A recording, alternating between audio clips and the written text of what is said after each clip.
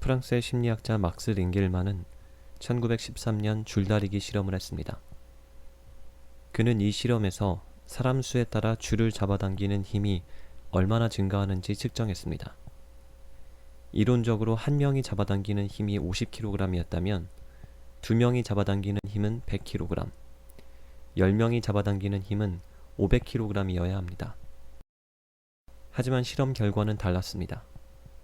한 명이 잡아당기는 힘은 평균적으로 63kg이었지만 3명은 160kg, 8명은 248kg이었습니다. 사람 수가 증가함에 따라 한 명이 잡아당기는 힘의 평균은 계속 줄어들었습니다. 흔히 알고 있는 방관자 효과와 비슷합니다. 팀의 규모가 커지면 무임승차하는 사람이 늘어나고 성과의 총량은 늘어나지만 효율은 떨어질 수 있다는 결론을 내릴 수 있습니다. 시작부터 뜬금없이 웬 실험 이야기냐고요? 오늘 할 얘기는 팀에 관한 얘기입니다. 저자는 기업이 신제품 개발, 시장 분석, 마케팅, 세일즈 전략 등에 엄청난 돈을 쓰지만 팀을 과학적으로 조직하는 데 큰 투자를 하지 않는다고 비판합니다. 위대한 팀은 우연히 조직되는 것이 아니기 때문에 더 과학적인 접근이 필요하다고 말합니다. 또 빠르게 변하는 시장에서 지속적인 성장을 거듭하는 기업과 빠른 변화에 민첩하게 적응하지 못하는 기업의 차이는 구성원을 어떻게 조직해 협업하게 만드느냐에 있다고 주장합니다. 여기서 팀이라고 해서 회사의 팀만을 말하는 것은 아닙니다. 꼭 직장인이 아니더라도 우리는 어떤 곳이든 하나 이상의 팀에 속해 있습니다. 학교, 학원, 가족, 종교단체, 동호회 등 회사 외에도 다양한 팀이 존재합니다. 저자는 이러한 팀을 어떻게 하면 효과적으로 구성할 수 있을지에 대해 이야기합니다. 책의 내용을 모두 옮기기는 어려울 것 같고 이 책을 읽으며 제 편견과 선입견이 깨진 부분이 있습니다. 그 내용을 몇 가지 소개하고자 합니다. 언론에서 스티브 잡스를 고독한 영웅으로 묘사하곤 합니다. 잡스도 과연 스스로를 그렇게 생각했을까요? 미국 CBS 방송사의 시사 프로그램에서 그는 자신의 모델이 비틀즈라고 말했습니다. 비틀즈의 멤버를 따로 떼어놓고 보면 당시에 그들보다 뛰어난 솔로 아티스트도 있었습니다. 하지만 그들은 서로의 약점을 보완하며 최고의 하모니를 보여주었습니다. 개인의 능력의 총합보다 팀 전체의 시너지가 더 큰 것입니다. 결국 비즈니스 성과 또한 한 사람이 아니라 팀이어야 이룰 수 있는 것이 많다고 그는 말합니다. 언론이 말하는 것과 잡스의 생각은 좀 다른 것 같네요. 실제로 잡스는 잘못된 파트너를 만나는 순간 구렁텅이에 빠지기도 했지만 잘 맞는 파트너와 팀을 만났을 때는 상상을 초월하는 결과를 내놓았습니다. 그는 매너와 협동심을 겸비한 직원들과는 너무도 대조적인 모습을 보였습니다. 하지만 그는 사실 이들에게 상당히 의존했습니다. 전혀 어울리지 않을 것 같은 이 팀은 의외로 잡스를 올가매거나 통제하기보다 그가 천재성을 마음껏 발휘하고 애플을 성공적으로 이끄는 데 큰 기여를 했습니다. 성격이 완전히 다른 사람을 만난 것이 오히려 득이 된 것입니다. 이는 두 번째 이야기와도 연결됩니다. 잡스가 천재성을 발휘했던 팀 구성원들은 잡스와는 완전히 다른 성격을 갖고 있었습니다. 흔히들 비슷한 성격의 사람들로 구성된 팀이 성과가 좋을 것이라 생각합니다. 그리고 다양성을 추구하는 기업에서도 성별의 다양성만을 추구합니다. 하지만 저자의 생각은 조금 다른 것 같습니다.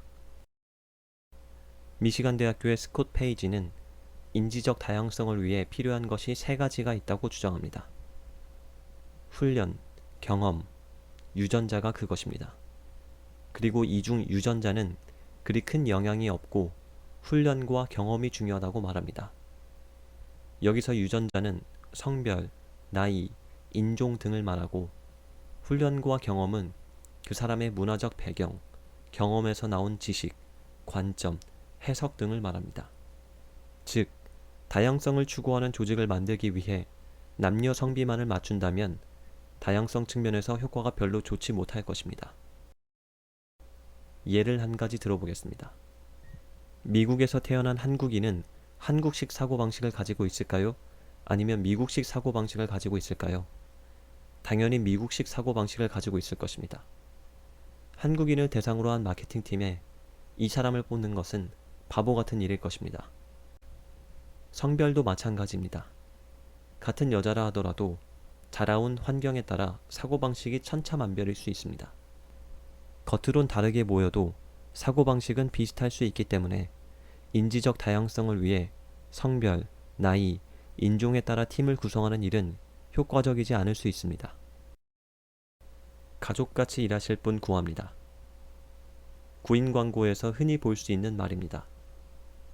제가 갖고 있던 한 가지 편견은 사이가 좋은 팀이 성과도 좋다는 것입니다. 비단 저뿐만 아니라 많은 분들이 이 명제에 공감할 것입니다. 그래서 우리나라의 많은 기업에서 회식도 업무의 연장이라고 하는 것이겠죠. 비공식적인 모임이 업무에까지 영향을 준다고 생각하니까요. 하지만 여기서도 저자는 조금 다르게 생각합니다. 그가 제시한 사례들을 보면 사이가 나빴지만 위대한 업적을 이룬 팀은 굉장히 많습니다. 혹시 팅커, 에버스, 챈스라는 야구 선수들을 아시나요? 이 세 명은 각각 유격수, 2루수, 1루수였습니다. 이 트리오는 최초로 병살 플레이를 성공시켰고 이후로도 뛰어난 플레이를 통해 팀이 4번이나 페넌트 레이스에 진출하는 데 기여했습니다. 미국에는 팅커에서 에버스, 에버스에서 챈스라는 문장이 상징적 구절로 남아있을 정도입니다. 하지만 팅커와 에버스는 사이가 좋지 못했습니다. 사이가 좋지 않은 정도가 아니라 서로 증오하는 사이였습니다. 1905년에는 경기장에서 서로 주먹질을 했고 그로부터 33년 후 라디오에 출연할 때까지 서로 단 한마디도 하지 않았다고 합니다. 즉, 이 트로이가 함께 프로 생활을 한 기간 중 절반을 기본적인 커뮤니케이션조차 하지 않았음에도 불구하고 최고의 수비 팀워크를 발휘했던 것입니다. 저자는 이것이 팀의 핵심이라고 말합니다. 서로 사이가 좋지 않더라도 팀원이 각자 맡은 바를 최고 수준으로 해낼 때 팀의 성과가 완성되는 것입니다. 이것은 비단 스포츠에만 적용되는 것은 아닙니다. 분야에 상관없이 적용되는 이야기입니다. 물론 사이가 좋지 않은 팀이 모두 성공한다는 것은 아닙니다. 사이가 좋지 않더라도 각자 맡은 바를 다하면 성공할 수 있다는 것이죠. 팀의 성공의 핵심은 가족 같은 분위기가 아니라 각자의 역할을 다하는 것입니다. 이 책에서 주장하는 내용이 모든 조직에 적용되지 않을 수도 있습니다. 공무원 조직과 벤처기업의 팀은 존재 목적이나 구성원이 많이 다를 테니까요. 하지만 이 책은 팀을 어떻게 구성하고 관리할지에 대해 가이드라인을 제시하고 통찰을 제공합니다. 행여 내가 속한 재직에 딱 맞는 사례를 제시하고 있지 않더라도 다른 사례를 통해서 깨달음을 얻을 수 있을 테니까요. 어떤 조직의 리더이시거나 인사 담당자이시거나 팀에 대해 고민하고 계신 분들이라면 한 번쯤 읽어봐도 좋을 것 같습니다. 팀이 천재를 이긴다였습니다.